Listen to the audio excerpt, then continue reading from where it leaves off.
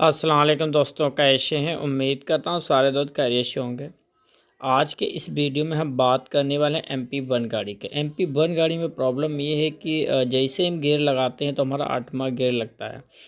तो गाड़ी को करेंगे डायग्नोसिस और देखेंगे उसमें क्या प्रॉब्लम है। सारे भाइयों से रिक्वेस्ट है, जिन भाइयों ने अभी तक हमारे चैनल को जो सब्सक्राइब नहीं किया, सब्सक्राइब करें और अपने भाई को सपोर्ट करें।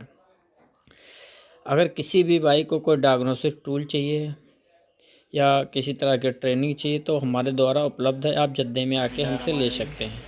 ये हमको ये सामान मिला है, ये कंप्यूटर हो गया, ये लैपटॉप, ये सब कुछ हो गया। ये जर्मनी का ओरिजिनल सामान मिला है। सही तसल्ली के साथ हमको सामान मिला है।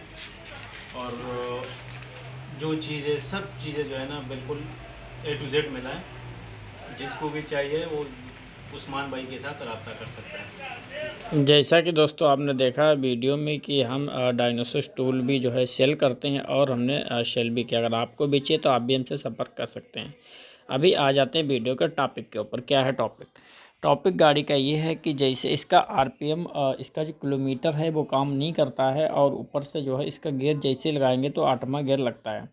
तो प्रॉपर मैंने पहले गाड़ी को डायग्नोसिस किया और ये मैंने मीटर पूरा खोल रखा है, इसको INS बोलते हैं।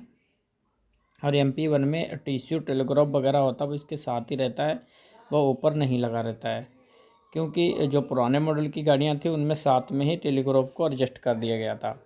तो जैसे मैंने डायग्नोसिस किया तो इसमें कुछ फॉल्टेस आए वायरिंग के रिलेटेड, तो वायरिंग को भी मैंने चेक किया हुआ है। तो जो कि आगे आप वीडियो में देखेंगे जैसे कि कांटा जो है हमारा बिल्कुल भी न्यूट्रल और गियर न्यूट्रल है। और दूसरी बात, गियर बिल्कुल भी रीसेट नहीं हो रहा। गियर जब ही रीसेट होगा जब इसका जो है किलोमीटर सही होगा। ये देखेंगे हमने अपना डायग्नोस्टिक टूल लगा रखा है। डायग्नोस्टिक टूल जैसे देखेंगे ये यहाँ पे क्लच अबाउट मैक्सिमम लेवल का सिर्फ एक ही एरर है।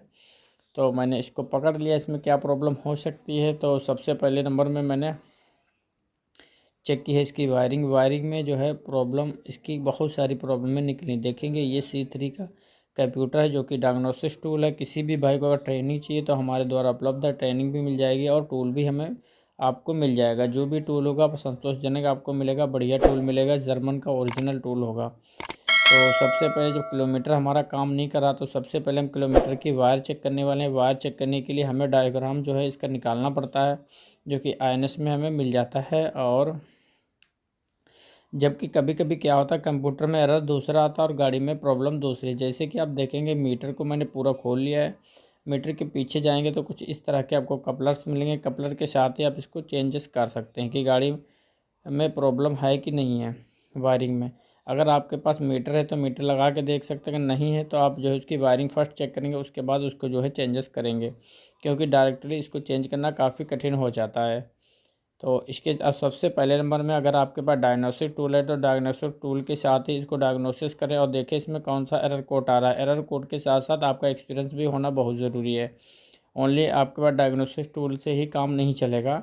एक्सपीरियंस अगर आपके पास है तो आप बहुत जल्द से जल्द काम को पकड़ लेंगे और बहुत जल्दी गाड़ी को फाइनल कर देंगे और अच्छे पैसे कमा पाएंगे। जी दोस्तों, आज के वीडियो में इतना है। इंशाल्लाह जल्द मुलाकात होगी नए वीडियो के साथ। आगे देखेंगे किस तरह से हमने जो है टूल को जो सेल किया हुआ है। ये हमको ये सामान मिला है, ये कंप्यूटर हो गया, ये लैपटॉप, ये सब कुछ हो गया। ये जर्मनी का ओरिजिनल सामान मिला है। सही तसल्ली के साथ हमको सामान मिला है। और जो चीज़ें सब चीज़ें जो है ना बिल्कुल A to Z मिला है। जिसको भी चाहिए वो उस्मान भाई के साथ रब्ता कर सकता है।